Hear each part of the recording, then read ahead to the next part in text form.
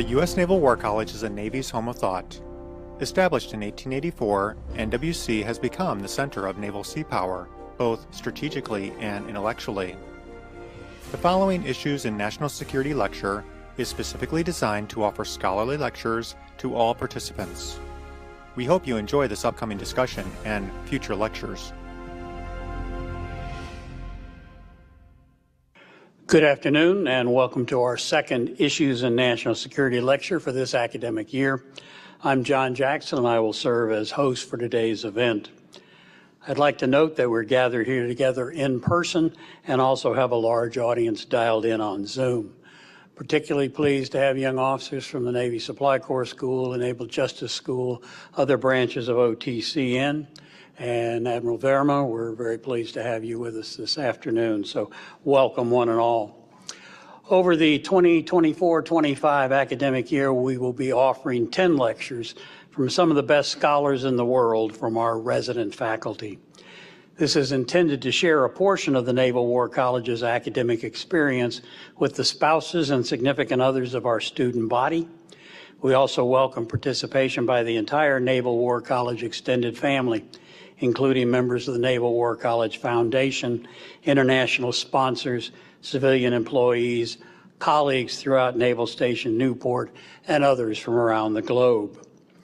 While the primary purpose is to share information and learn together, we do offer documentation in the form of certificates of completion to all participants who attend at least 70% of the offered lectures. You can participate here in the audience, via Zoom, or even by watching the presentations when we post them on YouTube.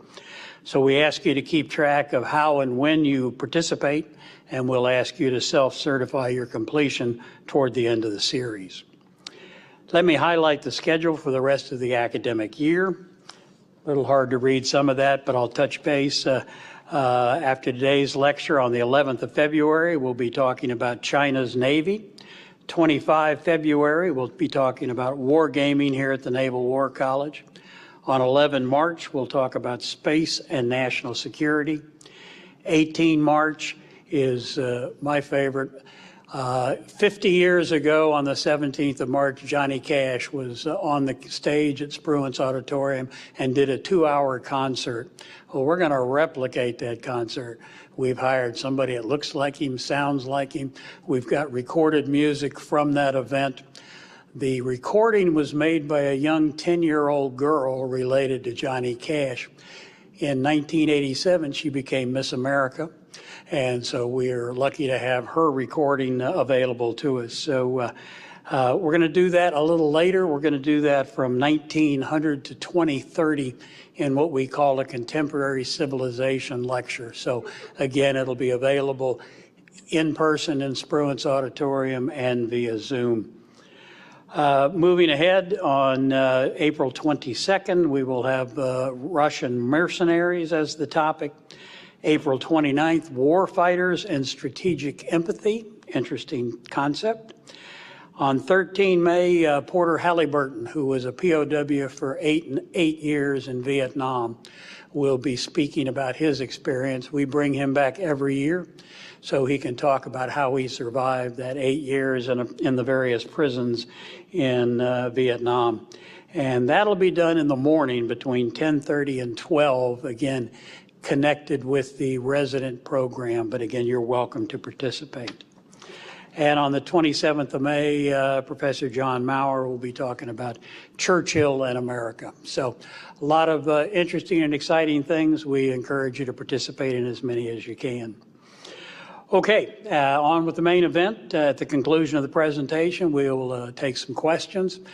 We do not have microphones in this auditorium for the seats, but if you'll speak loudly, Dr. Paine will repeat the question for the folks who are watching us remotely, and we'll answer it for you. So, the lecture, Geopolitics, Lessons from the Last Cold War and the Way Forward, we'll start with the geopolitical cards dealt to the United States, Russia, and China.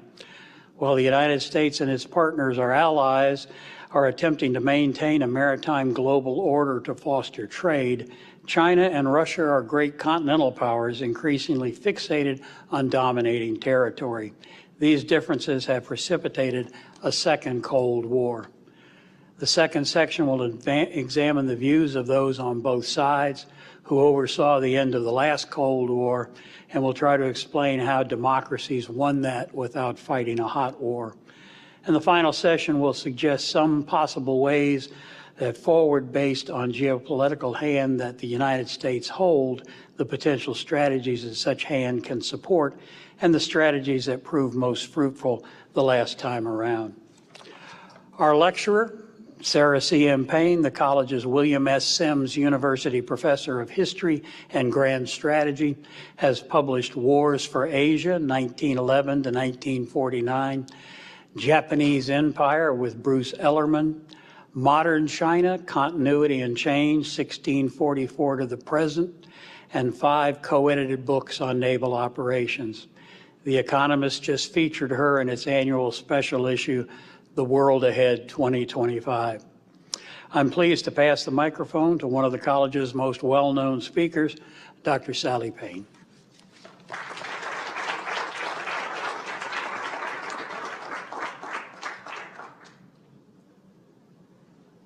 Stairs, we can share. I'll assist you. You'll assist me, yeah, I've got to be that age. Okay, thank you. Okay, I got all my goodies on the technology. It's such a pleasure to be here with you all. Thank you for coming. And here's my game plan. We got the current problem now, which is a second Cold War. And my reckoning is it began between 2012 and 14. Why those dates? 2012 is when Vlad the Bad comes to power. Actually, he disposes term limits that year. And then you get Xi Jinping coming into power. And then 2014 is when Vlad the Bad moves into Ukraine. And ever since, Putin and Xi have been emphasizing that they're not particularly interested in this rules-based order and have other plans for us. So I've got a 3-part lecture, but really it's 2 main parts. The first part is the underlying geopolitics, and the second part is how the last Cold War was won, lost, and played. And then at the end, I'll say, based on all this, what is the way forward? And that'll be short. If I go at a real rate, I'll get this done in an hour and 5. So here we go. First half. It turns out that continental and maritime empires ran business in fundamentally different ways, how they wanted to organize themselves and how they wanted to organize others. But then the Industrial Revolution came and put both of them out of business and introduced a incoming maritime rules-based order. So that's what I'm going to talk about, 3 parts, first half. For those of you who like animals, and we at the Naval War College, generally speaking, most of us like animals. So the maritime powers are the whales, the elephants are the continental powers. All right, so the first distinguishing characteristic of maritime versus continental powers is whether you can or cannot defend primarily at sea. Look at Ukraine. They cannot defend primarily at sea. So if you can, having a big navy would be a thing for you. And if you can only defend by land, then you need to go to army. And these differences have profound not only military, but also economic and political ramifications, and I'll go into them. The United States started out as a typical continental power. Here's President Monroe, the Monroe Doctrine. Typical continental power, spheres of influence, telling the Europeans, stay out of the Americas, it's ours. And here's how the United States expanded, again, like a typical continental power. It did a series of regional wars with Mexico, the longest counterinsurgency in U.S. history, fought against the Native Americans. But the twist that Americans liked was checkbook diplomacy, paying money to people, and that's what the Louisiana Purchase and buying Alaska were all about.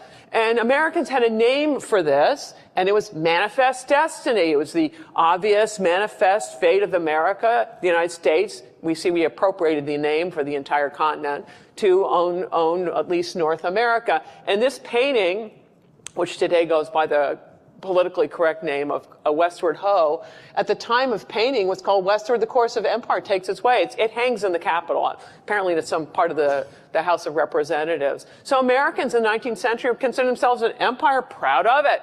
But the view changes in the late 19th century. And here, Alfred Thayer Mahan, who is by far the most famous person ever associated with this college, of enduring international influence. He looks at the world and thinks, well, actually, it's not so much continental consolidation that is the origin of power and position in this world, but the wealth accruing from maritime trade. And he said there are 6 prerequisites for playing this game of maritime security paradigm. Number 1, you need a moat. You need insulation from attack. Number 2, you need a dense internal transportation grid to get the goods out in peacetime. You need reliable egress by sea to get the Navy out in wartime. You need dense coastal population. These are the people running this commerce-driven economy. And you need the commerce-driven economy that goes with them. And you also need stable government institutions. Because this is going to mean you have stable laws that promote commerce and also promote the Navy. If you look at China and Russia today, neither one of them has the full list of 6. Start with moat. They most certainly do not have moats, either one of them. In fact, they each have more neighbors than any other 2 countries on the planet. And a lot of those places don't much like them for excellent reasons. Moreover, China has an improving internal transportation grid, but Russia's remains lamentable. Neither one has reliable access by sea because they're all surrounded by narrow, island-cluttered coastal seas that are surrounded by all kinds of neighbors that shut down in wartime. And I guess Russia's got the big Arctic thing. Well, great. If you want to go cavort with polar bears, that's a place for you, but not for commerce. In addition, China has a dense coastal population. Russia doesn't. I mentioned the polar bears. Russia has never had a commerce-driven economy. And under Deng Xiaoping, China was more so. But in recent years, Xi Jinping has been privileging the crony sector over the private sector. And neither China nor Russia has stable government institutions. And what would be the defining characteristic of that? Well, regular, transparent transfers of executive power. And dictator for life does not remotely qualify. So China and Russia have some maritime ambitions, but they don't have the geopolitical position actually to play the game. And I'm not even clear they understand it. Here, if you look at China, it shows you a lot of vertical real estate there. And the flat stuff up north, a lot of it, not all of it, is either awfully cold or awfully dry to grow much of anything. So if you look where the Han live, the preponderant ethnic group of China, it's all the pink places. You can see where they live, and then they're surrounded by heterogeneous ethnic groups. And then if it's a simplified ethnic map, what you realize is that the Han occupy all the prime real estate, and the curious might ask, how did that happen? And the answer would be they laid waste to the competing Dzungar and Mongol empires. Bet you haven't heard about the Dzungars. The Qing dynasty wiped them out hundreds of years ago. And this is how continental empires run business. Either you get with the program or they will kill you, right? It's a binary choice. Either you become Han, honorary Han, or that's it. And in our own day, I believe the Uyghurs are slated for genocide. This is not a world for the faint-hearted. All right, now for a sanitized version of Chinese history. The Han started out up there. On the Yellow River Valley, and then they spread and they spread and they spread. Built some walls too and spread and did all this crazy stuff, and they're coming and going and going and coming. And then there's a lot of consolidation before this happens to them. This is the Yuan dynasty. It looks like just bigger version of what I've been showing you, except there's a major discontinuity. These Yuan dynasty, they're Mongols. This is the largest empire in Chinese history, and when the Han are a subjugated people, and this grossly understates the issue.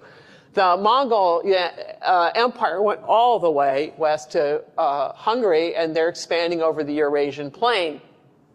But the Han reassert themselves under the Ming. The Mongols only last for a century. But then the Ming succumb to the second largest empire in Chinese history. This is the Qing. They aren't Han either. They're Manchus. And so what's quite ironic today, when the Chinese government starts claiming what its historic lands are, they go back to the Mongol Yuan dynasty or the Manchu Qing dynasty, when quite ironically the Han were subjugated people. But the reason for all the maps wasn't to make that snide remark, but rather it was to show you lots and lots of shrinkage, lots and lots of expansion, and lots of bloodshed while this is taking place.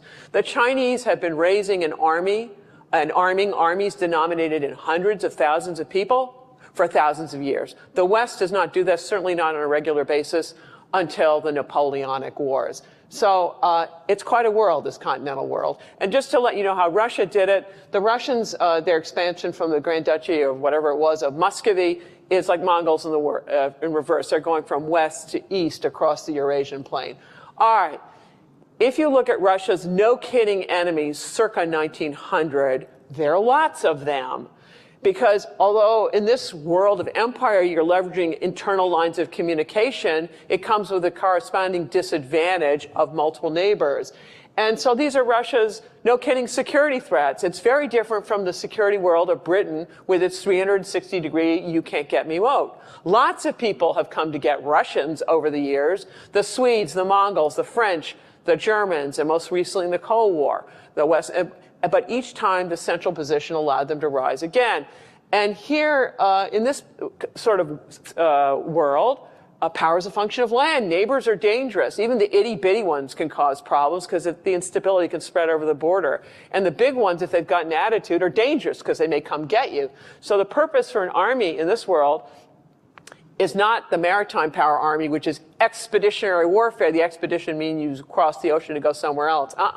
In this world, the army's number one mission is to keep the ruling regime in power. So if you think People's Liberation Army, you think it's the Praetorian Guard of the Chinese Communist Party. The second most important thing for your army is to prevent any defections from the empire. And then only third is it border defense. So in this world, away games are rare. Most of the fighting is on home territory, and the winner takes and keeps the field.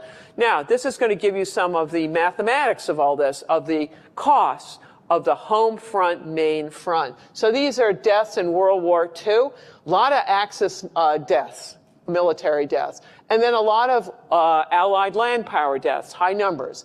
But when you compare Britain and France, Britain and the United States, the two maritime powers, with France and Italy, by some statistics, they suffer less. And France wasn't even in the war that long.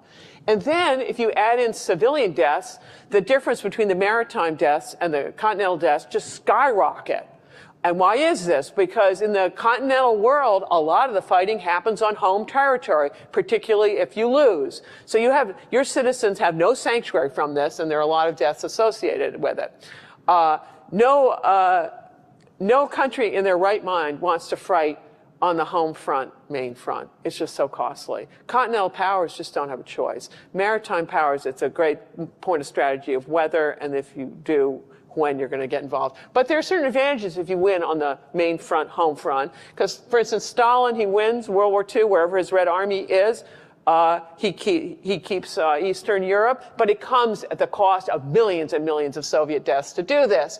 And there are certain rules to play and win in this particular setup. Rule number one, neighbors are numerous, so no two-front wars. If multiple neighbors try to come get you, you're in trouble. Secondly, no great power neighbors. Why? Because today's friend can be tomorrow's foe, and that will spell trouble. So what do? You take on your neighbors sequentially. You set them to fail.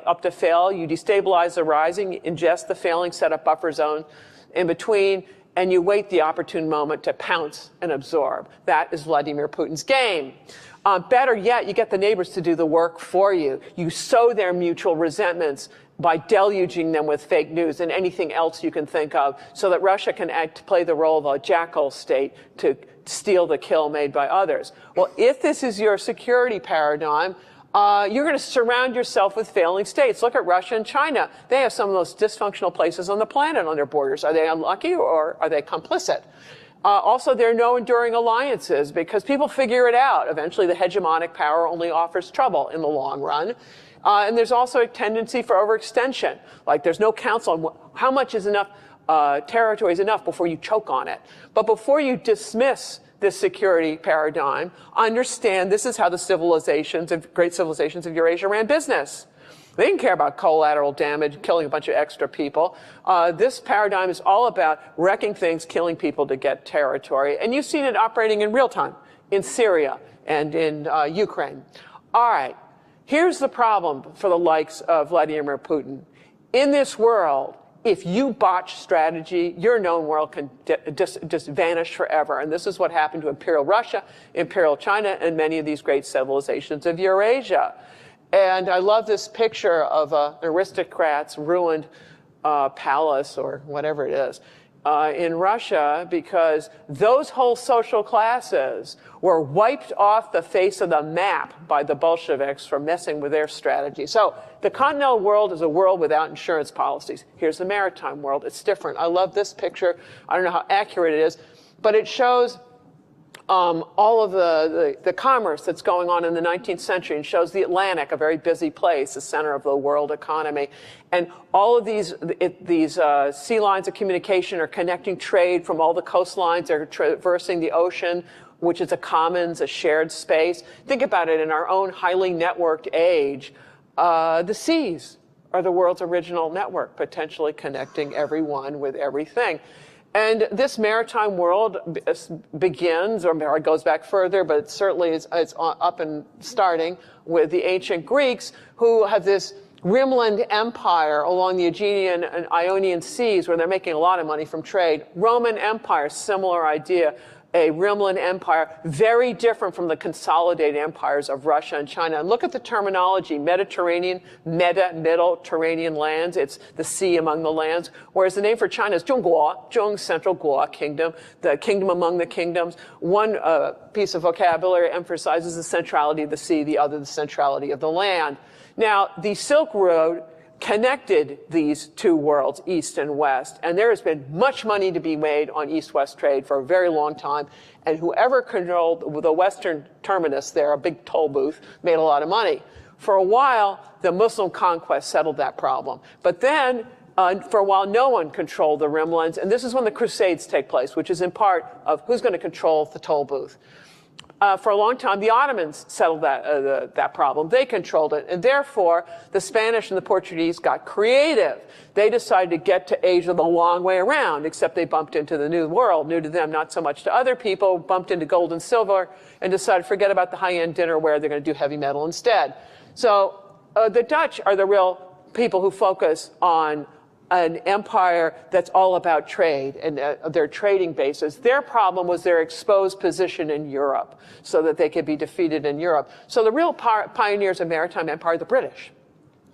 So whereas every other country in Europe had to maintain a large, potentially coup-generating standing army that's expensive, and that also is probably going to want to have economic policies privilege the army, Britain could take its disadvantage, its dependence on trade, and transform it into an advantage. That if they could make lots and lots of money on trade, that would fund a navy. If anyone tries to invade, you drown it at sea. So you've got homeland defense. And meanwhile, while your adversaries are busy destroying wealth at a really rapid clip, Britain is going to maximize its money. So this is a prevent-defeat strategy. No one's going to invade Britain if they keep a good navy. But it doesn't deliver victory against continental problems. So a navy won't do that for you. Here's the guy on the horse who's with the attitude who got the British thinking really deeply about grand strategy. In fact, Britain's coined the term. A grand strategy is grand in the multiplicity of instruments of national power that are integrated, because if Britain's going to rely on a navy, navies rarely can deliver victory in a war. Usually you need other things to go on as well, so they're going to be thinking grand strategy. And so after much trial and much error, 6 coalitions, final capstone alliance, they deal with Napoleon. And here is their grand strategy for elephant hunting that they actually used to great effect in World War II as well. First of all, keep the home economy growing. That's where your money is. That's going to fund your military. It's going to fund your allies. That's key. Second, don't let the enemy elephant forage. You want to shut them right down and force them back for resources on their own dwindling resources and their increasingly embittered allies. And then you want to rent an elephant. You want to find the continental power most directly threatened by your continental problem, and you want to arm and fund that country that is fighting on the main front. And then Britain needs to find a theater peripheral to that main theater that favors maritime access. And if it can find a good theater to do that, it is going to have cumulative effects on the enemy. More people are getting killed in the enemy. Secondly, you're going to force the enemy to fight on divided attentions, because there are a couple theaters going on here, and you're going to relieve pressure on the main front, you hope. And Britain, if it chooses the right theater, its casualties will be far lower than the continental problem it's dealing with. Rule number 5 is don't take on the, certainly not as your opening move, don't go toe-to-toe with your continental problem. Because Britain's great strength is not its army. The great strength of a continental power is its army. Britain needs to leverage its ability to generate money and help other people and leverage those things. And if Britain is going to get involved on the main front, only do it after you've really bled that elephant. And you come in with lots of friends, always gang up on others if you can in this world. As much as a continental power might want to do this, can't. Why? Because it probably has very constrained maritime access, can't deploy a navy easily. And secondly, has a surfeit of neighbors who might cause problems. But if Britain plays this game, it can put itself and its enemies on opposing trend lines. So Britain is going to get wealthier and wealthier and wealthier if it can trade. And meanwhile, this war is encroaching on your enemy, so it's going to it's going to encroach on enemy territory, undermine the economy, morale, productivity, etc. So eventually, what the story is, they're going to get exhausted first. It's a strategy of exhaustion. And it focuses not only on military power, but also economics, coalitions, institution building, and there's certain prerequisites. One is sanctuary at home. No one can touch your productive base for this really to work well. You need access to markets, access to allies, access to peripheral theaters, and you need institutional stability at home to run a long-term foreign policy. These are some of the things that Mahan would later emphasize. All right, this brings me to the second distinguishing characteristic between maritime and continental powers. Continental powers face contiguous threats. So they got to pay attention to them, focus on national security. And as a result, they tend to want to be insulated from their neighbors and have exclusion zones that they tend to also want to apply to the seas, exclude people from near seas.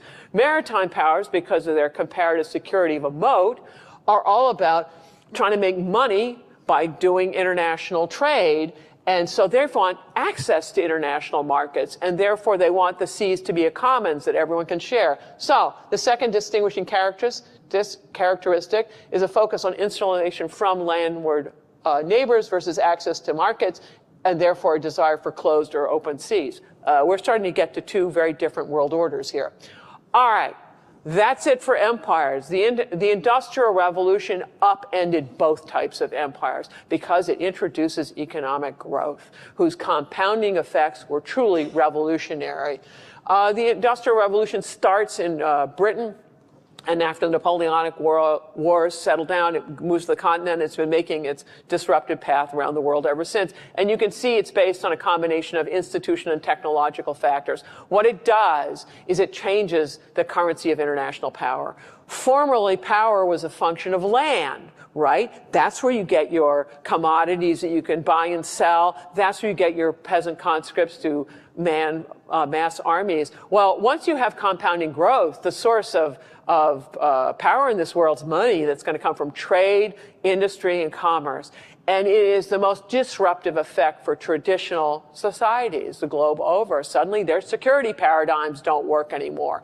I mean, look at who's rich and who's poor in the world today. It's degrees of industrialization going on. And ever since the Industrial Revolution, there's been a gradual expansion with ups and downs of this maritime trading order, which is all about negotiating often quite acrimoniously, but negotiating rules for trade. But it's a catastrophic event for traditional societies, many of which have never gotten over it. The Chinese never liked the incoming maritime order in the 19th century, and they aren't happy about it now.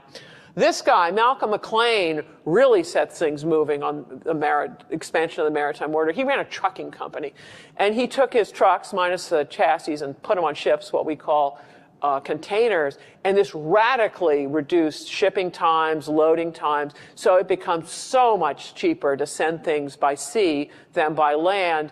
And then these container sizes are standardized to go 1 if by truck, 2 if by rail car, and thousands if by sea. So I guess we got the last dictator, or the latest dictator for life, Xi Jinping, who thinks he's got this choo-choo train event with the Belt Road Initiative, that somehow this is the great way to get goods around the world. Okay, here's my argument why his math is flawed. In 1960, the average tanker size was 20,000 deadweight tons. In our own day, the smallest ultra-large crude tanker is 250,000 dead white tons. This means, well, the largest container ships now, and I probably should update the stats, it's probably even larger, is about 21,000 containers, over $1 billion in cargo, one ship. Whereas you're going to do a train, 600 containers, give me a break on what's going to cost money. Also, for the Belt Road thing to work, it's got to be continuous from end to end. And it would be nice if it were all the same track gauge, or otherwise you're loading, unloading. And it would be really nice if the track were continuous. Well, it's not. Also, in peacetime, things will move, but in wartime, Xi Jinping is going to even have trouble with the maritime part of his Belt Road initiative because China is surrounded by narrow, island-cluttered seas with lots of neighbors who may or may not like them. In wartime, those seas are closed to commercial traffic. You can't get it through, and you even have trouble getting warships through. So, whereas the West, that's going through the high seas, provided you convoy things, you can get stuff through. So his Belt Road thing has problems. Anyway, if you look at the inter-Cold War period, or even at the end of World War II, you look at this skyrocketing international trade that lifts hundreds of millions of people out of poverty. And in the inter-Cold War period, from the 90s upwards, look at it, it just goes up, up, and away. And this is the miracle of our times. But I'm sad to tell you it's over. The inter-Cold War period is over. There's going to be this funding and counterfunding of insurgencies the globe over, which is going to be incredibly wealth reducing. All right, so this transportation revolution that just makes it so much cheaper to ship things by ship is going to lead me into my third distinguishing characteristic between maritime and continental powers. Continental powers in the past did quite well with their interior lines of communication, right? It's to garrison their empire, to deploy their armies against people causing them problems. And also it allowed them to form alliances with contiguous places. Whereas the maritime powers are using these exterior lines of communication. That's what oceans are. They're exterior lines of communication. But it's providing access to global markets, access to wartime allies. And guess what? This one gives you the possibility of a global alliance system. The other doesn't. So this third deciding characteristic, reliance on interior versus exterior lines of communication, and whether you can have a contiguous or global alliance system. These two sets of preferences are two mutually exclusive world orders. The Industrial Revolution upended the world not only because of the cheaper transportation, but because it offered the possibility of a new positive sum world order. Instead of wrecking all your neighbors, which is what the continental paradigm is, right? You're destabilizing neighbors, you're invading, and you're just destroying things. So great, you get territory, but it's just a wasteland, whatever you get. Instead, the maritime order is positive sum, right? The continental order is negative sum. Why? Because the loser's loss is less than the winner's win, because you're capturing damaged goods. But in this world, it's all about positive sum trade transactions where both parties win. That's why you do the trade. And in this world, there's a focus for it to work on freedom of navigation, free trade, international laws and institutions facilitating the trade to minimize the transaction costs.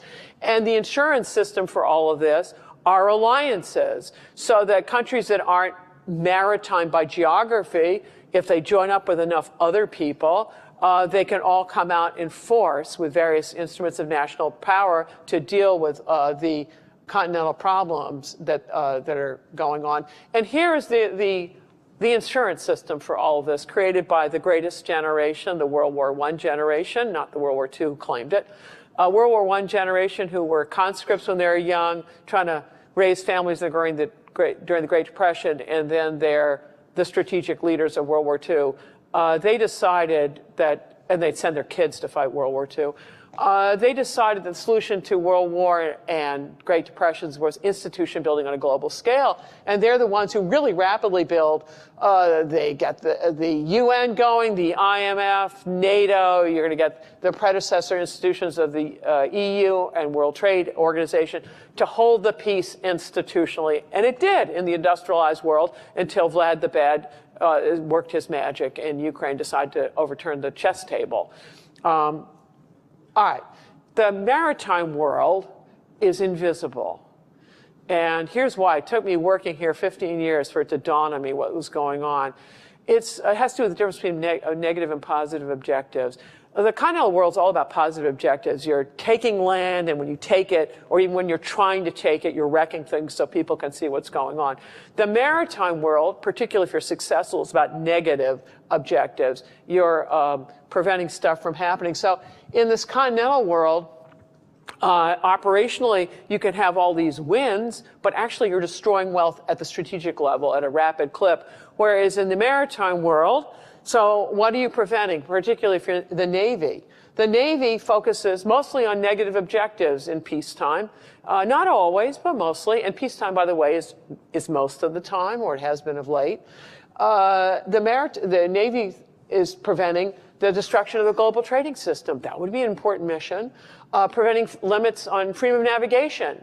If you can't get goods port to port, pretty useless. So that would be important. Also, navies are about deterring people from trying to take other people's territory. Sovereignty being the bedrock principle of international law. So these are incredibly important objectives. But on a good day, Navy day, absolutely nothing happens. Looks like the Navy's doing nothing, but it's incredibly important.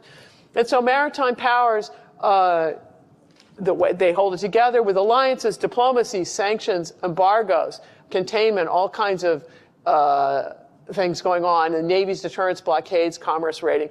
And you can look at the sanctions and things and go, well, the rogue's still there. True. But if you shave 1 or 2% growth off your rogue, wait a few generations, and it's the difference between North and South Korea. So you're shrinking the opposing piggy bank. And you go, well, I'd like to solve the whole problem. Well, great. If the whole problem has nuclear weapons, the solution may be Armageddon. And this world is not about operational wins. It's about the strategic win of maximizing wealth for you and your allies. All right. There were optimists at the end of the Cold War who thought that surely this maritime continental thing was over and that everyone would go for liberal democracy. Not so. Here we got Mr. Fit and Misfit, Vladimir Putin and Kim Jong-un, who want to hollow out our alliance systems. They want to undermine international law. They want to wreck international institutions to subject all of us to the kind of squalor their own citizens have to endure. All right, to summarize this half, there are 3 characteristics that distinguish continental and maritime powers. The ability to defend primarily at sea, focus on insulation from versus access to the world, reliance on interior versus exterior lines of communication. And from these accidents of geography come some preferences. A continental preference, looking at territory, thinking about taking it. A maritime, looking at it and thinking, it's markets. Continental thought about prioritizing self-sufficiency, whereas maritime is power interested in access. Continental power, exclusive zones. Maritime power about commons, not only maritime commons, but air, cyber, space commons. And obviously, a lot of countries aren't strictly one or the other, so there's a corollary to all of this. You can gain a maritime position by the countries you support and the international institutions that you support, so that collectively the whole thing can operate on a maritime security paradigm. And the choice is quite consequential, because those who choose a continental paradigm these days typically are dictators who wind up hemorrhaging their cash, either to dominate their own systems, their own citizens, or their neighbors.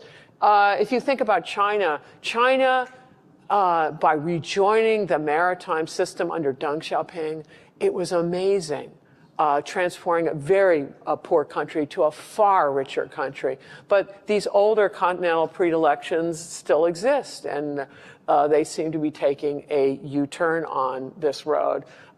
Sadly, the continental world, it's negative sum. The only positive sum that human beings have come up with is this maritime order. For all of its flaws, at least there are institutions where you can go to and send your lawyers and diplomats and argue things out that way. The alternative is potentially terminal for mankind if you get into a big war. Okay, that's first half. Second half, Cold War. There was one that turned out quite well. Is there anything we can glean from this? How did it turn out the way it did? A lot of people derive comfort and they say Ronald Reagan won the Cold War. That's one way of looking at it. I'm going to have a lot of arguments and counter-arguments because there are many explanations. But this one's a good one to start with. Those who support it, although this picture seems remarkably cordial at the Reagan Ranch after it's all over, and the Gorbachev seemed perfectly happy. But what happened, Ronald Reagan did a big military buildup. And the Russians, at the end of the Cold War, some have estimated that as much as 70% of their economy was devoted to the military.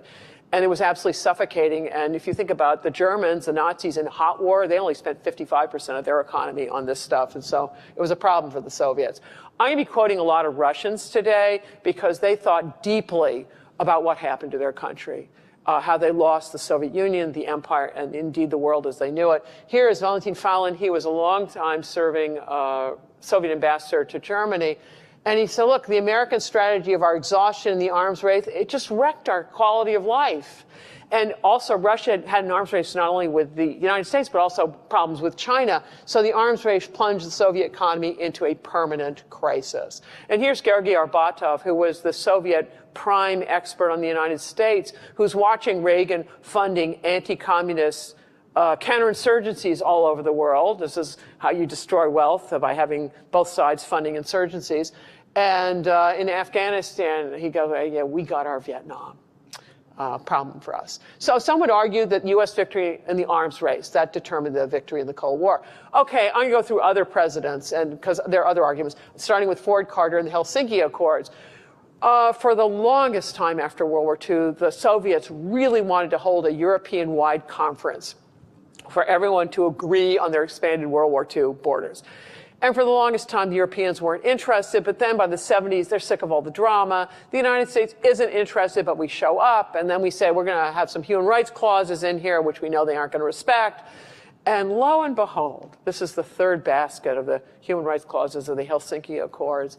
Lo and behold, human rights activists in the West and dissidents throughout the Warsaw Pact started trying to hold the Soviet government accountable, saying, okay, where is the liberation that communism has promised? Why are we dealing with this dictatorship that's been delivered? And by the way, you signed all of these things. And this dissident movement, human rights movement, took on a life of its own. And here's Jimmy Carter, who then ran with it. And he's giving a commencement address at Notre Dame. He said, look, we have reaffirmed America's commitment to human rights as a fundamental tenet of our foreign policy. What draws us together is a belief in human freedom. We want the world to know that our nation stands for more than just financial prosperity. We're bigger than that. Carter was emphasizing precisely the political freedoms that were being denied throughout the Eastern Bloc. And here is Oleg Ganevsky, a longtime Soviet career diplomat, saying, look, the communist ideology is associated above all with the Soviet Union. And when you reject it, a vacuum, a real problem. So that some would argue that the human rights causes of the Helsinki Accords and Carter's subsequent human rights campaign destroyed communist belief in communism. And that's why it all ended. Okay, another president, another explanation. Others say, nonsense, it's Richard Nixon on the China card. And others would say, no, it's Mao and the America card, but whatever. It turns out that in 1969, Russia and China were going at it in a border war and over some islands in the Amur River. And the Russians approached the United States and said, would it be okay if we nuke these people? And the United States said, no way, okay. And Mao figured it out. The one that wants to nuke you is the primary adversary. And this reshuffles the great powers. Prior to this, China, the United States had been the primary adversary of China and Russia. After this is over, China and Russia are each other's primary adversaries. And the United States decides, since it's a swing vote, let's go gang up with China against Russia.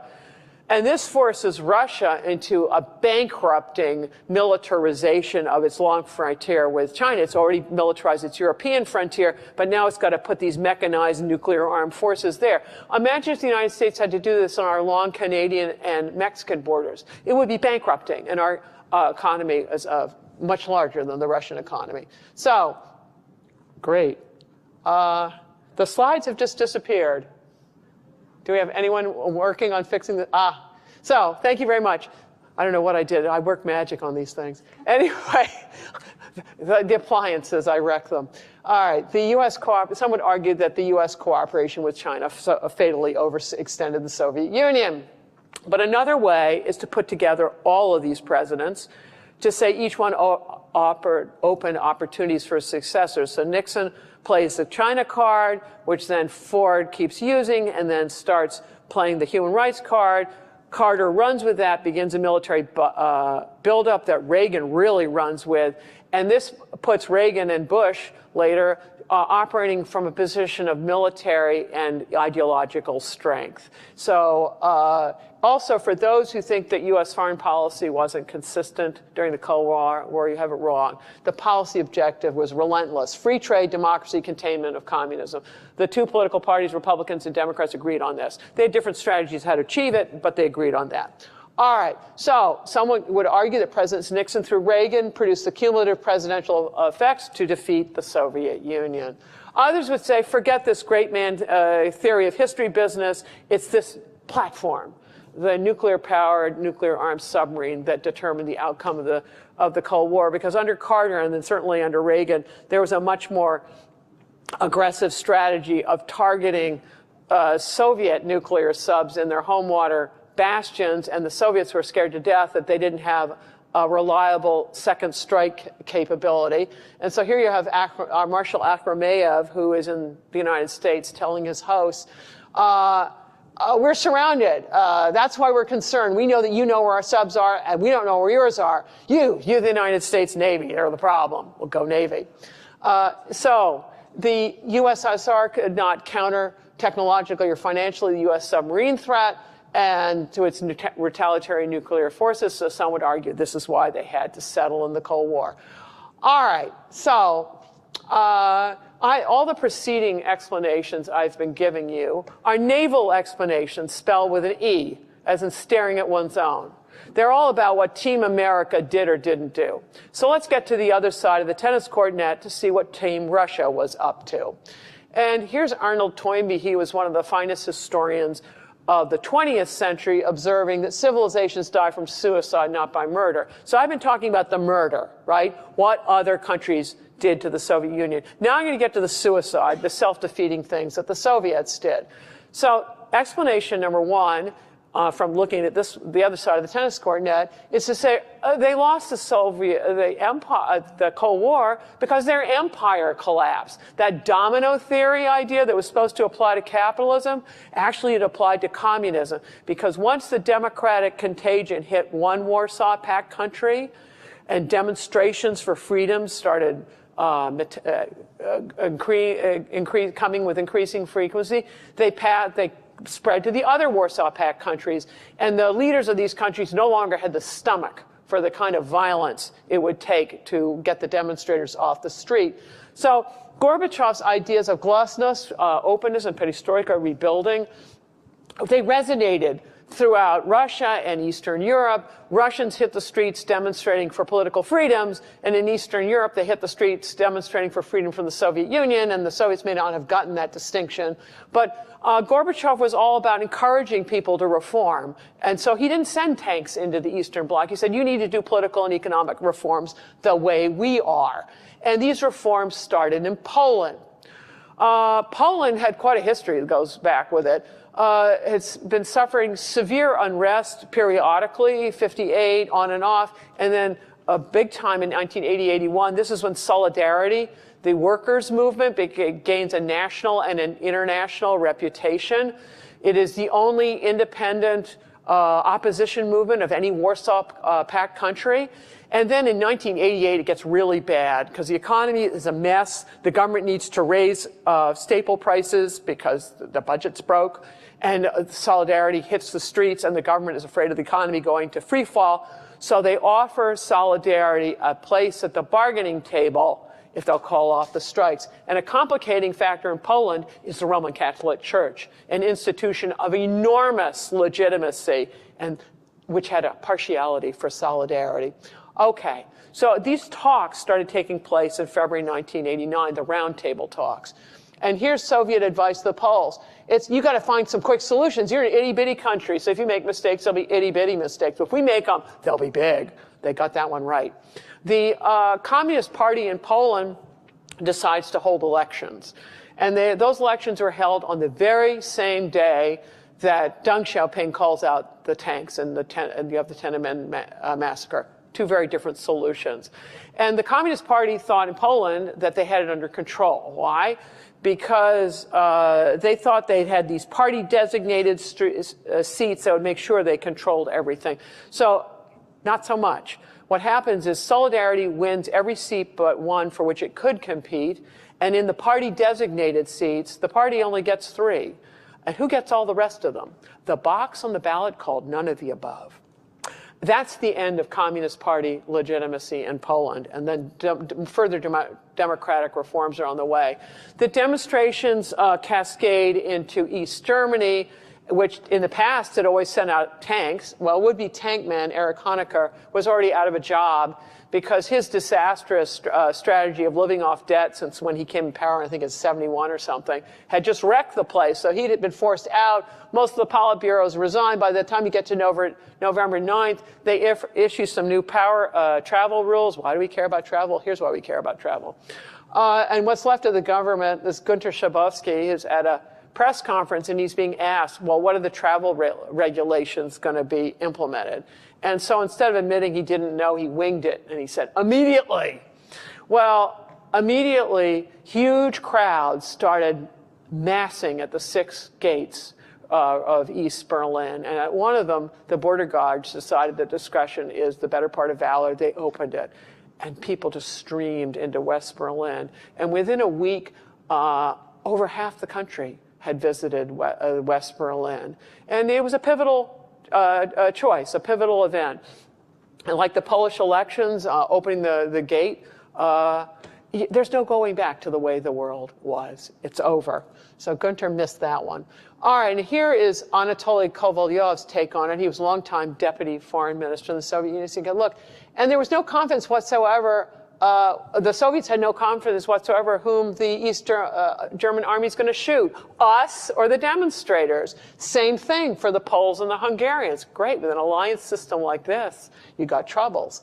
So unrest in the empire forced the Soviet Union to forfeit the Cold War. All right, here's another way of looking at it. Another counter-argument for me said, no, it's something different. It has to do with the satellites themselves are terribly unhealthy, and that's the origin of the problem. So if you look at this map, circa 1960, all those tempting green places, they're about to become independent. They're really sick of their colonial overlords. Enter Soviet Union with a plan to put them out of business. And there were many takers. Fast forward to 1980-ish.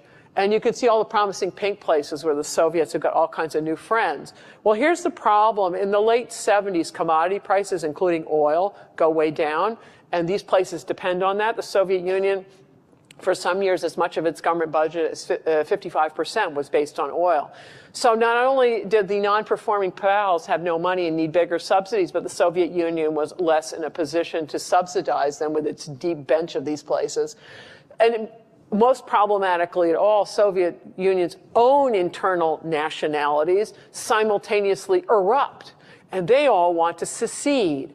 Remember the rule of Continental Empire, no 2 front wars? Well, the Soviets had so many fronts at this point they couldn't keep track of it. So you can make an argument that by bankrupting itself in the Third World, ignoring its own internal Third World, that's why the Soviet Union lost the Cold War. Another argument, economics. You could say that the Soviet economy lost the Cold War. Here are the statistics. Economy did quite well rebuilding after World War II, but it really stagnates in the 70s. And so in the decade preceding when Gorbachev comes into power, the Soviet economy has been growing from 1% to 2% less per annum compared to the West. And the compounding effects are really very large. And then here's what's going on. If you have a command economy, you have Moscow Central telling everybody what resources they get, what they're going to produce. But when you're a unit on the bottom, what you have to do is you lie about what inventory you have. You say it's less than it is. And then you lie about how many inputs you need. You say it's more than you need because you have no idea what you're actually going to get. And everyone's lying to each other, so the macroeconomic statistics are garbage.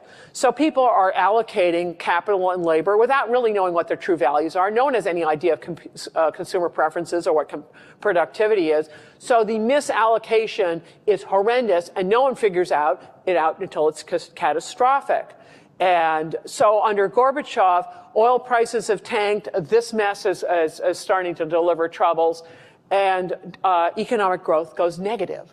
It's a mess. So here's Marshal Yazov looking at all this and go, look, NATO, they're just rich. We can't counter these people. We've got to figure out some way of calling it off. So the Soviet economy lost the Cold War. Here is a very famous man, Alexis de Tocqueville, and a very famous quotation from him. He wrote a very famous book about the last years of the monarchy before it fell in the French Revolution. And he has this chestnut in there. The most dangerous moment for a bad government is when it begins to reform. And people in Russia disagree about many things, but they agree at least on this one point, that Gorbachev's role was absolutely central in how it all turned out. And Gorbachev made his decisions based on a number of incorrect assumptions. First, that history was irreversible. It's always forward towards communism. And of course, Eastern Europe made a U-turn back to capitalism. And also here his foreign policy advisor, Anatoly Chernayev's, Gorbachev misread the sentiments of the neighbors. Gorbachev thought that the Eastern Europeans would look upon him as their liberator, rather than looking upon Russia as their usurper. And here's Chernayev. Gorbachev thought that bringing freedom to our Eastern European satellites, that's already a bad word, who wants to be a satellite, would lead them to adopt socialism with a human face. Whatever that is.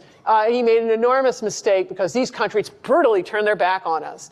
It was totally unexpected for us. Really? You invade the neighbors, you kill their leaders, you siphon off their wealth, you impose a non-performing economic model on them, and then you never leave and you wonder why these people don't like you? Give me a break. The United States intervenes in civil wars all over the world, but we deluge them with economic aid, and we even leave. People don't like us. I don't know why the Russians think they're so special. All right. In addition, Gorbachev believed if there was no Warsaw Pact, there would be no NATO, that NATO would disappear, and that if there were no Comecon, that's their internal trading or group, that then there would be no European community or the EU today. Wrong. Two of those things are still around. He also thought that the United States would be like a continental power. No great powers don't want them, and would oppose German unification. So Gorbachev goes on vacation while all the unrest is happening in Germany, poor life choice, because what's actually going on is President Bush and Chancellor Kohl of Germany are coordinating on the fastest reunification of Germany ever. So some would argue that it's Gorbachev's sins of commission that cause all the problems, that his foreign policy mistakes are a function of his domestic policy mistakes, and together it kills the Soviet Union. So the big bozo was playing with plastic bags, and he stuck one on his head, so it was suicide by mistake. Others would argue, no, it's not about sins of commission, it's about sins of omission, what the Army failed to do. I mean, they would argue the Red Army should have done the Deng Xiaoping solution, send in the tanks, and just sort out problems that way. So they would argue that timely tank deployments, TTD, this is my contribution to military acronyms, would have changed the outcome of the Cold War. All right, others would say, no, it's not sins of omission, still it's sins of commission, but by this charmer, Boris Yeltsin, who's Gorbachev's successor, what did Boris do? He got rid of, I think it's Article 6 in the Soviet Constitution, which had given the Communist Party the monopoly of power. Now you're going to have multi-party competitions. And also, he got together with the heads of Belarus and Ukraine and signed a formal document, the Belavezha Accords, that dissolves the Soviet Union. So by this way of reasoning, it's suicide on purpose. All right. I can now give you a couple of umbrella explanations. One of them is any of the above reasons I've just given you. It's inevitable, or all of the above. It barely one. Here's how that goes. Let's start with any of the above. There were so many problems with the Soviet Union that you could argue that its demise was inevitable. It was just brutally inefficient. This is why the West didn't like it in the beginning. It wasn't that any U.S. president did anything. It's the Russians finally figured it out, and they invented it, and they wanted to get rid of it. So the Soviet Union was destined to lose. That's an optimistic way of looking at it. Here's a pessimistic way of looking at it. It's like, no, no, no. The Cold War ended very much on Western terms because it required all of these factors, the whole list that I gave you today. And you remove any one of them, and you get a different outcome. And you might, maybe you don't even end the Cold War. It took the whole shebang. So the West barely won the Cold War. Another twist on this one is say, not only did it take the whole shebang, but you needed these two gentlemen to be in office at the same time. George Bush, quite a resume. He'd had stints in Congress, a representative of China, representative of the UN, and then, of course, he'd been vice president under Reagan for 8 years. So he's very well qualified. And Helmut Kohl was the longest-serving chancellor of West Germany since his illustrious predecessor, Bismarck. And they worked on fast-tracking this. As soon as Helmut Kohl came into power, he decided to unify with East Germany by one tourist at a time. How does that work? East Germans love to travel, but they didn't like to return home. And all of a sudden, East Germany starts easing the travel restrictions in 1988. And you go, why? And the answer would be money. Helmut started paying them big money to let more people out. And he also gave the Hungarians big money to let East Germans out through the Austrian border that way. But then he and Bush do tag team diplomacy, where they are doing it so fast, and they're offering really big money to Gorbachev that he can't react, and the Soviet economy is imploding, and they desperately need the cash. So they get Gorbachev to agree first to German unification, second to unification with West Germany and NATO, and thirdly, unification with both halves in NATO, and by paying big money. But, complicating factor, a month and a half before the reunification treaty was signed, you get Saddam Hussein invading Iraq, and Iraq was a major Soviet client state, owed the Soviets between $10 and $13 billion. That's a lot of money for a broke creditor. But Bush finesses this problem. He doesn't go too far into Iraq to upset the Soviets. He also finesses these two. This is Prime Minister Margaret Thatcher of Britain and President François Mitterrand of France. Neither one of them wanted to see a unified Germany. Why? Because it would eclipse their own countries. They were correct. So François Mitterrand eventually finds solace by negotiating the Maastricht Treaty that's going to create the European Union, that's going to bring in all the Eastern European countries and merge it with the European community. But Margaret Thatcher just plain lost out. She wanted to retain some Soviet troops in Germany for the duration. Imagine dealing with Putin today if they'd had their way. They didn't. Okay, that's it for the underlying geopolitics and for what was done the last time around. Now what do we do? All right, in the first half, what I talked about elephant hunting, I talked about how the British ran their elephant hunting strategy, which they did quite well when they applied it to World War II. But there's a huge difference now. It's precision nuclear strike. None of us has a vulnerable homeland anymore. And so by all means, keep the economy running, and probably your friends' economies running. And by all means, close down enemy trade. But you probably don't want to do it with blockades and commerce raiding. Much better with sanctions. Sanctions is, I'm going to buy stuff or I'm not going to buy stuff. I'm going to sell stuff or I'm not going to sell stuff. You can do all of that. And then on peripheral theaters, of course you want to help out people who are beleaguered by continental problems. But you're going to have to be cautious about how this is done.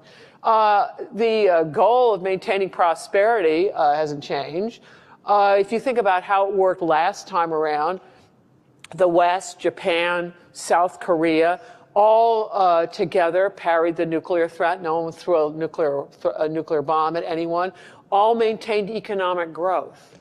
And so as the maritime world is compounding economic growth, the communists are living in compounded poverty of their own making. And so lest you despair on all of this, understand that people in the West during the Cold War, not everybody, but most people were living quite well, certainly much better than compared to how the communists were living. So that there was prosperity while all this was going on. So you can keep doing these things. I dare say the current Cold War is going to be going on for generations because you don't change how other people think. They decide changing what they thought. Gorbachev and his generations changed their minds of what they wanted to do. Deng Xiaoping and his generation changed their minds of what they wanted to do. And it'll probably take the Russians and the Chinese a long time to change. So if you look at from the Cold War section, I talked about all the reasons for why the war was won or lost, but you can extract what U.S. strategy was. Extensive military buildup with allies, also a very broad strategic communications campaign. It wasn't just human rights at the end, but from the very beginning, it's getting accurate news to subject populations, Radio Free Europe, Radio Voice of America, et cetera. And then a lot of alliance building for friends and alliance busting for enemies. And what you want to do is amplify overextension of your enemy, of all the stupid things they're doing. In the case of the Soviet Union, it was they're overextended by, it's not efficient to occupy someone else's country and stay there forever. And also the Russians were quite abusive, and we leveraged that. And of course, they had a non-performing economic model. And so you want to amplify those errors. Also, geography, without us lifting a finger, naturally contains Russia and China. They're surrounded by narrow seas. It's just facts. And the one up north, there's not much going on up there. Those narrow seas, in peacetime, it's great. Doesn't matter. The traffic goes. But if you're going to do a hot war, the merchant traffic doesn't go, and your Navy won't go if you're located on a really narrow sea.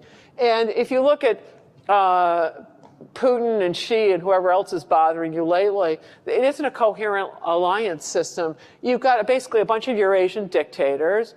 Sure, they share the United States as a shared secondary enemy, but think who the primary enemies are. Russia's primary enemy right now is Ukraine. China's primary enemy, I don't know. Is it Taiwan? Is it India? Or if they do some Belt Road something, is it somebody up there? But it's not us. Iran's primary enemy is Israel. Pakistan's is India. North Korea, South Korea. None of this aligns for anyone to make meaningful sacrifices for the others. Whereas you compare the World War II alliance system, there's an agreement, Germany primary theater, Germany primary enemy, whereas the Axis, different primary theaters, different primary enemies, and they disperse their resources accordingly. Moreover, in our own day, we got Vladimir Putin, who's trying to reconstitute an empire in the age of nationalism. Good luck with that one. Dominated peoples no longer sit supine and take it. They resist. And you could look at this Belt Road Initiative as Vladimir Putin is taking his nuclear, well, not his nuclear, but his arsenal and dumping it into Ukraine. It's leading him wide open to Siberia, to Chinese ambitions. And China is busy peeling away from the Russian, the Tsarist, and the Soviet sphere of influence in Central Asia. That's what that Belt Road thing is. It's quite threatening for Putin, not so much for us. So also, if you think in the last Cold War, when the Russians kept it cold, right? They fought proxy wars. Other people do the fighting. Vladimir Putin is doing the fighting himself. And, oh, by the way, in the last Cold War, when the Russians were smart enough not to do too much of the fighting, Russia was strong, China was weak. Now those tables have turned. And you go, well, why would that matter? And not only does Siberia have loads of resources that China would like, and, oh, by the way, if you look at what the territories that the Romanov dynasty took from the Chinese, it exceeds U.S. territory east of the Mississippi. And you think the Chinese have forgotten, not so much. Putin says boundary treaties don't matter, right? Because it's ripped up to it's with Ukraine and these historic things that what matter. Well, the Chinese can play that back at him because the key resource right now that Siberia has is water. North China has blown through its water table, and Baikal has 20% or more than that of the world's surface freshwater, and the Chinese can, you can pipe it down if you would like to. So good luck, good old Vladimir Putin. The question isn't when the Sino-Russian relationship's going to break up, but when. And here's the problem with misidentifying your primary adversary and fighting a recreational war where you don't need to. Nicholas II tried this. He decided that Japan was his primary enemy, and off he goes to the Russo-Japanese War. Great, buddy. So instead of investing in railways and armaments production to deal with Germany, which comes and destroys his dynasty 10 years later, he's fighting Japanese. Well, Putin is doing his emptied out his Cold War arsenals on Ukraine. And the Ukrainians never were after Russian territory. The Chinese might well be. So if we play our cards right, the Russians and the Chinese will take care of each other. But we're going to be on a long wait while this occurs. And it is better off to have more friends rather than fewer friends in this kind of world. And the maritime order, as flawed as it is your best bet to work with allies and friends through international institutions to coordinate against these crazy people. All right, well, that summarizes what I had to say today. And thank you for taking time late in the day to listen to me talk. But I'm happy to answer any questions you all might have.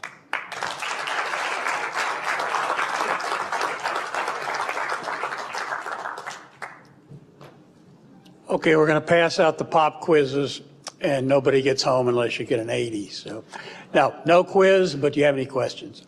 Got time for about 1 or 2 questions. And I'll hang around afterwards and talk to anybody who wants to. Sir. Matt Young, Army, and I'm a senior student here at the Naval War College. So Bush, he wins in Iraq, then presides over the closing of the basically the closeout of the Cold War and the fall of the Berlin Wall, and then he's immediately not reelected. What does that say about us as the United States and our ability to focus long-term on any type of geopolitical strategy? Okay, the question is Bush Sr., who very successfully negotiates the end of the Cold War, and then he's very promptly not reelected. And what does this say about us? A lot of things are not visible until the fullness of time. For instance, I was wondering about, well, are we in another Cold War? And a decade in, I can tell you, particularly with Putin's invasion, the 2022 event, I can say absolutely, I believe, maybe I'll be wrong. Whereas in 2012, you go, eh. And then 2014 looks more like it. So a lot of it is it takes time. And a lot of the decisions that we all make, both the good ones and the bad ones, take a long time for their implications to be felt. For instance, President Eisenhower invests in the highway system. And part of that, the idea was to have the highways wide enough so you could land planes anywhere you want. Well, not anywhere, there are bridges. But to protect the country, you'd have airfields everywhere. And actually, what that does is it allows all kinds of economic development all over the United States. But it takes a long time for all that to happen. So, for instance, recently there's been a lot of investment in internet, right? To get internet to all the rest of the country. And we'll see whether that has any implications or not. And it'll be 10 years where you go, okay, that was a big nothing sandwich, or no, it's, so I think that's a lot of it. And also, this is foreign policy. Americans focus on domestic policy, right? And I think what Americans don't understand today is their security depends on this maritime order. Think about it. You take your little piece of plastic, you go wherever it is in the world, and then you take that little plastic and you go, I want to buy this thing or whatever, and they give it to you, right? And so you've traded plastic, which is nothing, and oh, they even give you the plastic back, a little piece of paper you get, and then you take the good with you. Well, that only works in a rules-based order, right? We take it for granted. You take it for granted in a business when you sign a contract with, I don't know where it is, that they honor it. If they don't, you're going to have to send armies and things and do gumbo diplomacy. How expensive? So your security is dependent on this maritime order. I don't think Americans today have a clue about it. And that is why I'm out here lecturing. I think it's important that you understand this. And then what decisions you make afterwards is your business. Any other questions? I've cowed you all into submission. It was so boring you can't think of anything? Hardly boring. Hardly one boring. in the back? Yes. Brave person. Brendan Nagel, United States Marine Corps. Thanks for your lecture. Your discussion of the greatest generation and how they shared a formative experience of catastrophic paradigm changing events, 2 world wars, and how that set the stage for their strategy for the Cold War. I'm wondering if there's, when we're trying to extract lessons from the first Cold War to the second Cold War, if there's changes we need to account for because it just kind of snuck up on us. We didn't have that necessarily formative catastrophic ability. Okay, so the question is about greatest generations, whether it requires a catastrophic event in order to come up with good ideas, and how we need to think about things to deal with the second Cold War. Well, I have a question about human beings. I don't know if human beings require a catastrophic disaster in order to get real. Because you get the Marshall Plan, which is big bucks. There's no way you would have gotten Americans to agree to that after World War I. After World War I, we're all about collecting our debts, give us the money back, give us the money back. And then we get World War II, and maybe we should have given more money back, and it would have been so much cheaper. So the question is whether human beings require a catastrophic disaster in order to get real. I hope not, but we all know hope isn't a strategy. But second, your generation is tremendously important for those of you who are veterans of Afghanistan and Iraq, because you have really important lived experience about what works and what doesn't work. And I don't know whether you're the greatest generation or the next one in the making, if you can make wise decisions and learn from your experience. And also, I urge you to publish. This is how one generation passes the baton to the next generation. Write down what your experiences are, and analyze them. And you can write short things in military journals that your peers will see. It's important. So we're in dangerous times. Americans need to stop fighting with each other and treat each other with respect and kindness and honesty and work together. And if we do scorched earth on ourselves and our allies, that is a strategy of suicide, and others will assist us gladly if we play that game. Thank you very much.